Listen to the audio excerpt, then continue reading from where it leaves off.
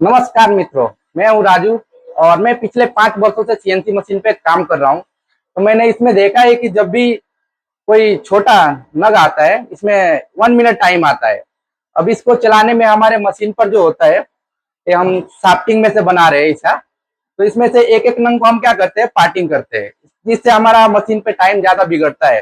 होता क्या है कि जब एक नंग बनता है, फिर हम शाफ्टिंग को आगे लेते हैं, फिर मशीन खड़ा करते हैं, इससे हमारा टाइम बढ़ जाता है। तो हम इसके लिए एक नया टूल तैयार किए, जिससे आपका टाइम को कम कर देगा।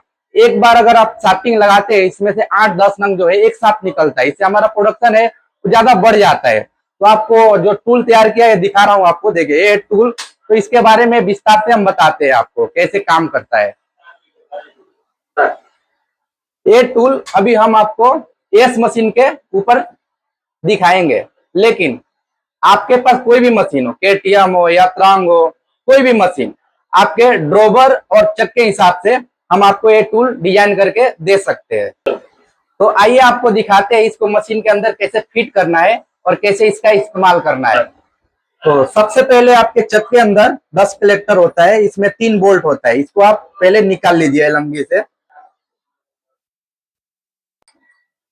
तो मैं अभी इसको चक के अंदर फिट कर रहा हूँ, देख सकते हैं। इसे अंदर डाल के यहाँ पर 3 बोल्ट टाइट कर देना है आपको।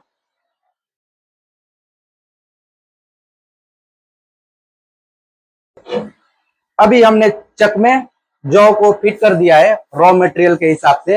अब इसमें आपको लगा के दिखाते हैं इसको मशीन में चलाते कैसे है।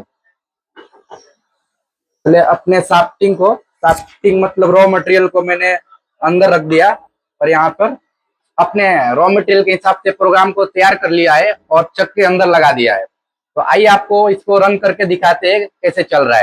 देख सकते हैं हमने मशीन को साइकिल स्टार्ट कर दिया है और हमारा टरेट जो स्टॉपर बनाया नजदीक आया, चक ऑटोमेटिक खुला, ऑटोमेटिक बंद हुआ और टरेट ऊपर गया।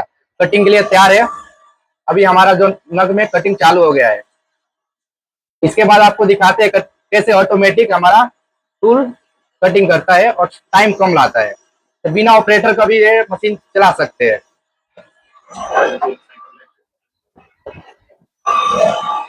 हमारा पार्टिंग टूल आ गया है और पार्टिंग हो रहा है।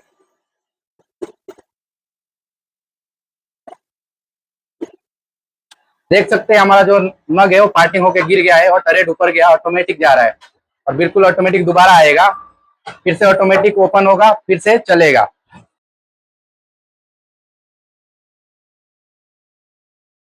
तो आपने देखा कैसे हमने मशीन पर बनाया। अगर इसी तरह से आपके मशीन में चक है या कोलेट वाला मशीन हो, कोई भी हो, हम आपको आपके मशीन के हिसाब से कस्टमाइज करके दे सकते हैं। अगर आपको चाहिए तो दिए गए नंबर पे, जो स्क्रीन पे नंबर दिख रहा है, इस पे आप कांटेक्ट करें